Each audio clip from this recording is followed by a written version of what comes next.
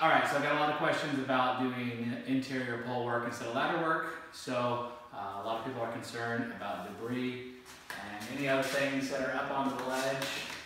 Of course, you can always use your cobweb duster. Get rid of any cobwebs that are up along the frame before you wet it down on the bottom. If you're gonna vacuum or anything like that, that's fine. Like that. Pull any of the extra debris off the edge that you can before we get it wet.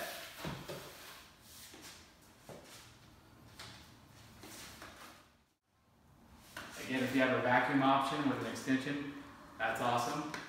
Then for a couple of different techniques with the strip mop, we always like our strip mop to have a good pivot close to the head. So I don't know if you can see that from there, but this is the standard Unger, I don't even know what they call it, but it's not the Ninja, it's just their standard green swivel strip mop. This is an 18. But notice the depth over the ledge that you can get. You don't have to come down and hit that bottom. So we always think side to side when we do high work. Like so. I'm going to show you a couple of different squeegee options with the 0 degree. This is our standard 18. It's got a brass handle in there. You can stainless steel, whatever works for you. This is the old model 0 degree. It's a little bit different. I'll tell you why in a different video. Or maybe this one, I don't know. We'll see how it edits. You'll see straight pulls side to side, and I'm going to go ahead and fan it as well. So I always try to clean the first edge as best I can if I'm going to do straight pulls, so there's less debris against the glass. Tap off the extra dirt, bring it across, close it out. You're going to have to really rotate into the corner to close out and pull off the glass. You don't want to flick the blade against the edge, it'll just throw dirty water back on the glass. Same thing, there's only like 2 inches there, so we want to make sure our blade's still wet, but tap's clean, so we go horizontal, boom, boom. Feather it in. I know this window isn't very tall, but the same principles apply to taller work. It's all the same. See how I pull the squeegee off of the ledge there? I keep the tip inverted as I pull it off because that's the side with all the water. And then as I pull it off of the pole, I keep it relatively level so there's no drips or puddling at the end where it's going to just fall right onto the floor. Then I put it right into my bucket on a belt. Then as far as towel work goes, touch up the edges with your towel. If you got your 6-inch right here, you can throw a towel over a corner and that'll help you get your bottom edge like so. Alright, here's another one. Same thing, we have our 18-inch strip mop. It's up over the ledge. You can imagine that if this is 20 feet up, this angle here still provides you the same clearance. As a matter of fact, I can get up to this much of an angle and still have plenty of clearance to touch the bottom. I'm touching the bottom right there. Now if you're worried about cleaning up the lower ledge, you can take your strip mop, because it's on a swivel, and wipe up your puddle like this as well. And I get a lot of the extra dirt right off that top ledge. So this is a slight hybrid here. This has the Mormon 18-inch, but I took the tip off of one side because I don't like fanning with them because they leave marks in the middle of the window. But if you want to do really tight edge work, these tips are great, but I only use this tip along the edge. You'll see here, I start on the opposite side, and I'm going to finish, feather it in, get it across, close it out. You have a lot of confidence that the edge work is a lot tighter than the standard squeegee, and you don't have that little edge mark that shows up with Mormon squeegees a lot of the times. Now you have just a high corner where we feathered in, which is really easy to access with a towel and buff it out. One more tip for fanning. The closing out on the side is really the key to deep ledges. That's what we want to remember, is that you're always looking to finish off on a vertical edge, one way or the other, whichever way is more comfortable for you. But you can also start farther back. Simple. Love it. Thanks, Phil Alexander. Anyway, you can cut in the top edge like so. The same principle, you want to close out at the far end. Small window, not super high, but when you have that kind of concept and mindset, you'll be able to do high work with poles. And if you need one guy on a strip and one guy on a squeegee to make sure it doesn't dry, that works well too.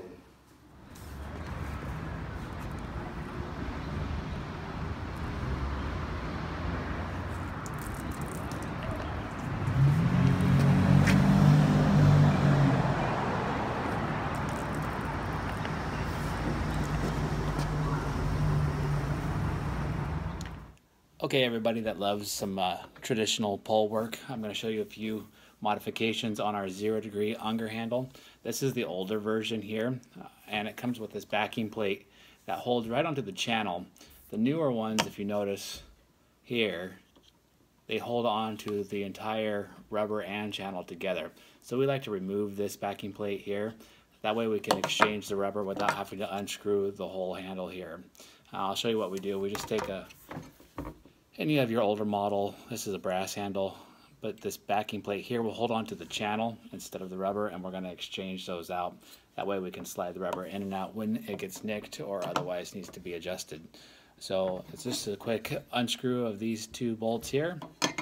Same here, exchange them, and then I'll show you how they reattach. Okay, so what we've done here is we've put a regular brass handle squeegee here.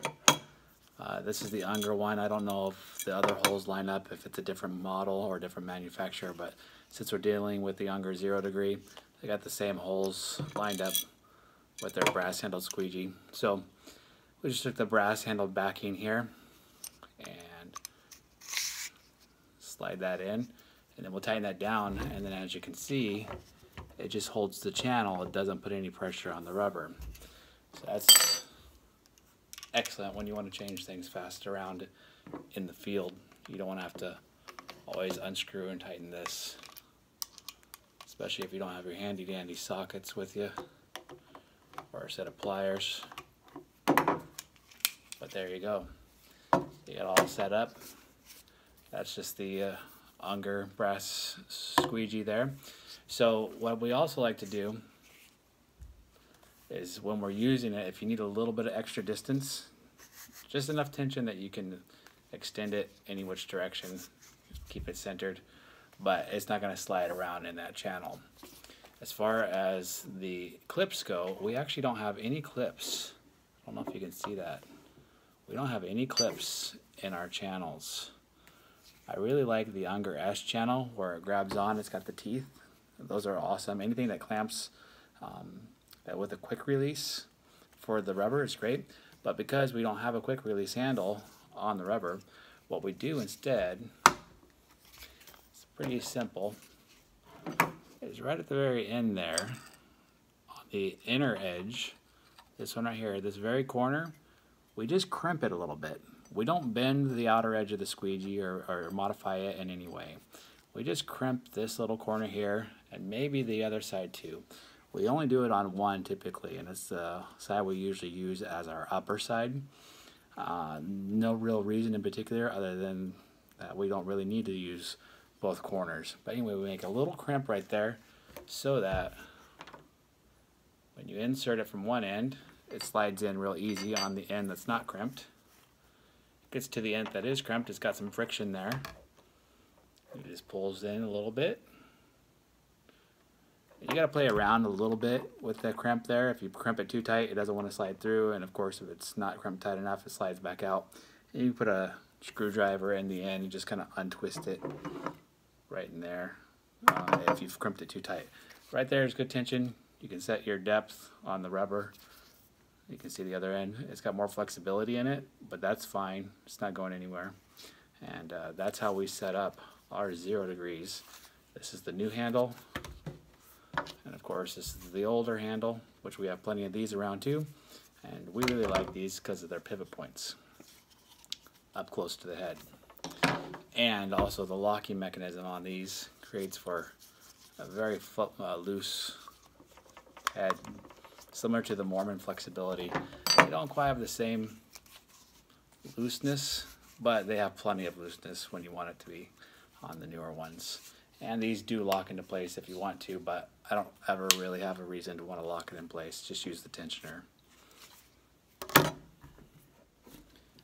So this is our newest Frankenstein. I've just been playing around with it. This is our 0 degree Unger handle, which is a must-have for any pole work. We love the 0 degree. Super versatile. It's our favorite. But we usually just use a regular channel, brass or stainless steel. No big deal. Here's one right here in the 0 degree. This one I've been playing around with because sometimes you're in a position where you really want a really tight edge. Now the problem with the Mormon tips, if you've used them, is that they wear out and then they cause these kind of midline streaking that you may or may not see it, but they're there. They're always there, and you got to buff them out, and they're kind of a pain to buff out. And if you don't buff them out in the right light, they'll show up. You have to have like a brand new blade. We usually put a Notori blade in here to make up for the difference. Those work a little better, but they still wear out. But what we did here on this one is we just put a Mormon channel in there. It's an 18-inch channel, but we took the tip out of this end here, the Mormon tip, so that when we use it and we want a nice tight edge, say we start on one corner, and we bring it all the way around to the other corner, and then out this way. And what you can do with that then is after you've gotten the top edge and the side edge all nice and tight, because these Mormon tips do make for tight edges, then you come back through the middle and only go in one direction. You can kind of go like this and keep coming back like this.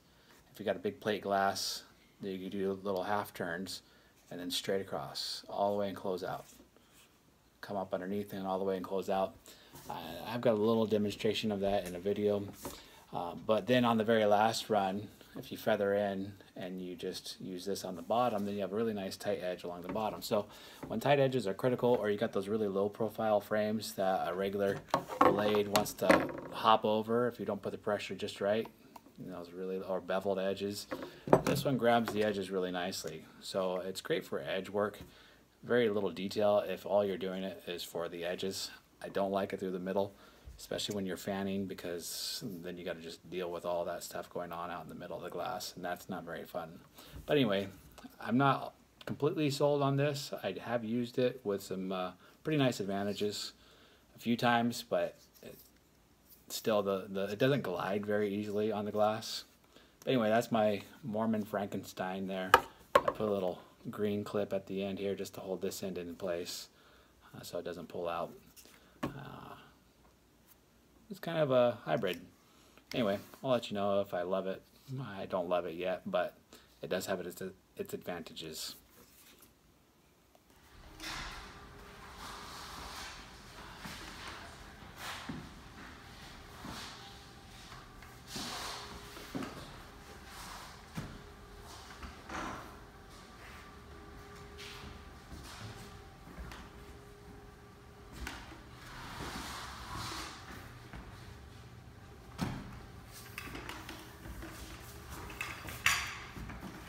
Filming the master at work.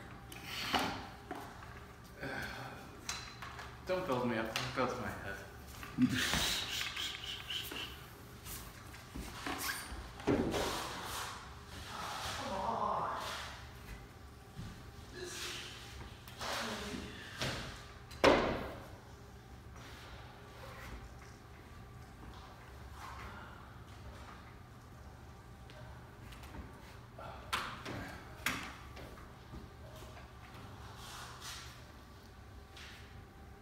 That's streaking really bad.